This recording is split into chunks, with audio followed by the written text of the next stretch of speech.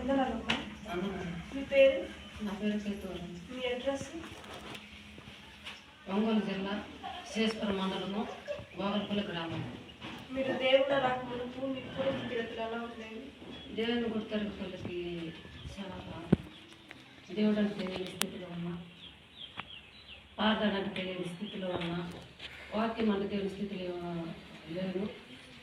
అసలు ప్రార్థన అంటే తెలియదు, వాక్యం అంటే తెలియదు. చాలా శ్రమలు పడ్డాను, చాలా హింసలు పడ్డాను, చాలా బాధలు అనిపించాను. మా అన్నవారే నన్ను బాధ పెట్టాను. కులమంతా కూడా నన్ను అలాంటి పరిస్థితులు నేను జీవిస్తున్నాను. అలాంటి స్థితిలో నేను ఉన్నాను. అంధకార లోయలు నేను జీవించినాను. దేవుని విషయంలో మీ అభిప్రాయం? దేవుని విషయం అభిప్రాయం దేవుళ్ళు ఇంకా ఆసక్తిగా ఉండాలని జీవించాలని. సేవకుల గురించి? సేవకులు దైవరాజు మందిరానికి మా యొక్క ద్వారా నేను వచ్చాను. ఆ యొక్క దైవరాజు మందిరానికి వస్తూ ఫోన్ చేసింది. నేను మందిరానికి వెళ్ళిపోతున్నానంటే ఏ మందిరానికి పోతున్నామమ్మా అంటే దర్శకుడు మందిరానికి, దైవరాజు మందిరానికి నేను పోతున్నానమ్మా అని చెప్పేసి, సరే అని చెప్పేసి మళ్ళీ నేను అన్నా. ఇక్కడికి వచ్చిన తర్వాత మళ్ళీ నాకు ఫోన్ చేసింది. ఏం నా శ్రమలున్నా, ఏం బాధలున్నా, ఏం కష్టాలున్నా మరి వ్యక్తిగతంగా ప్రార్థన చేపించుకోమని నాకు ఫోన్ చేసిన తర్వాత నేను మళ్ళా ఏలియా బ్రదర్ చేత నేను ప్రార్థన చేయించుకున్నాను. పక్కదారి ప్రార్థన చేయించుకున్న తర్వాత మళ్ళీ నేను ఒక దైవరాజు మందిరానికి ఒక వారం వచ్చేసిన తర్వాత నాలో ఆర్థిక సమస్యల వల్ల నేను రాలేకపోయినాను.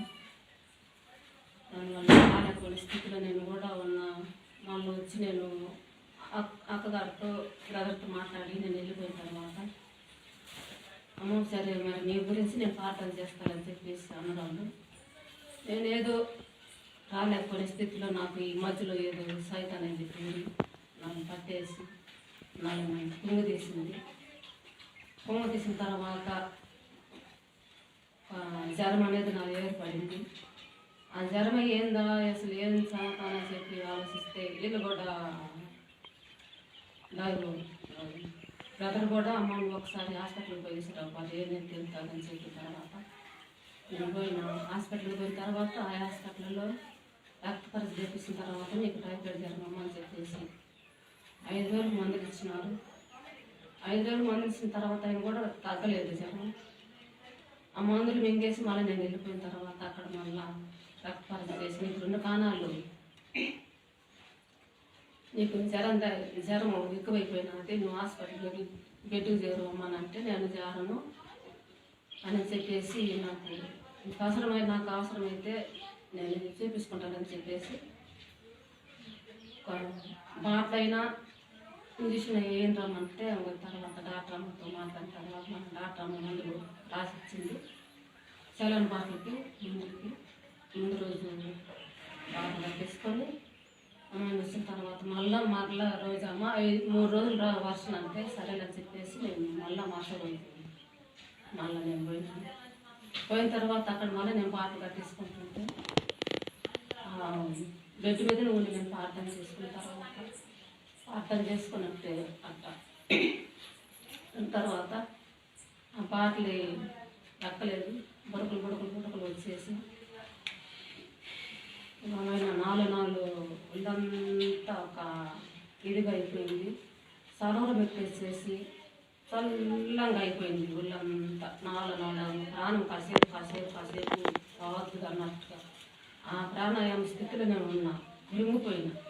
కృంగిపోయిన తర్వాత అక్కడ మళ్ళీ నర్సు గారిని పిలిపించేసి ఇట్లా జరిగినదంటే ఏమైందమ్మా అని చెప్పేసి వాళ్ళంతా ఏమైందమ్మా నాకైతే పాటలు కూడా అట్లేదు అని చెప్పేసి నాకు తీసి పాటలు పక్కనేసింది. నేను అంతలోపు మళ్ళీ గ్రాగల్ గారికి ఫోన్ చేసి అక్కడ జరిగింది అంటే అమ్మ నువ్వు బాటిల్ తీసేసి నువ్వు ఒక ఒకసారి మందిరానికి రమ్మా అన్న తర్వాత సరే అని చెప్పేసి నేను నేరుగా చేసుకుని బస్సు ఎక్కేసి మందిరానికి వచ్చి మీ సమయం గురించి చెప్పండి.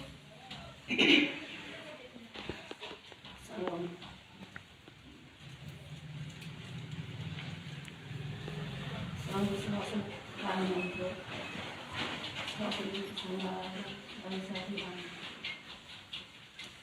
శ్రమ నుంచి మీరు విడుదల ఎలా పొందుతున్నారు?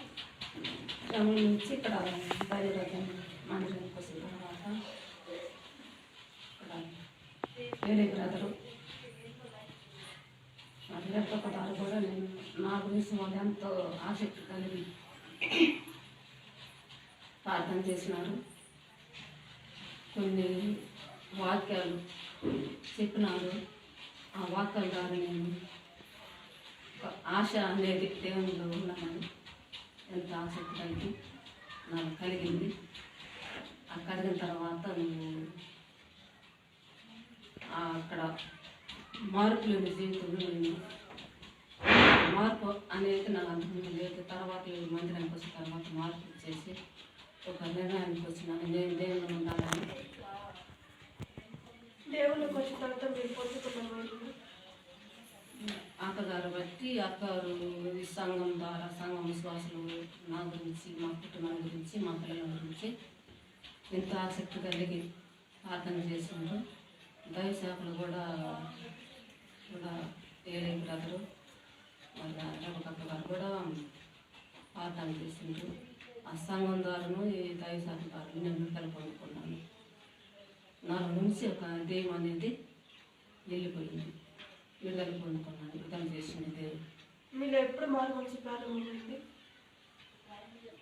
నాలో ఒక ఈ సంఘానికి దైవ మందిరానికి వచ్చిన తర్వాత మారు మనసు వచ్చేసింది. ఆ మారు మనసు కూడా ఎలా వచ్చిందంటే ఇక్కడ వాళ్ళు చెప్పిన దైవజనులు చెప్పిన వాక్యాన్ని బట్టి, ఒక ప్రార్థనను బట్టి నాకు ఒక మారు మనసు అనేది పొందుతుంది. మీరు బాప్టిజం ఎప్పుడు తీసుకున్నారు? మీ స్వస్థత ఎలా పొందుతున్నారు? దేవుడు చేసిన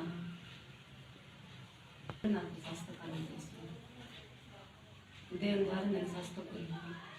దేవుడు నన్ను పరిశుద్ధ ద్వారా నన్ను తాకింది. ఆ తాకిన తర్వాత నేను స్వస్థపోయినాను.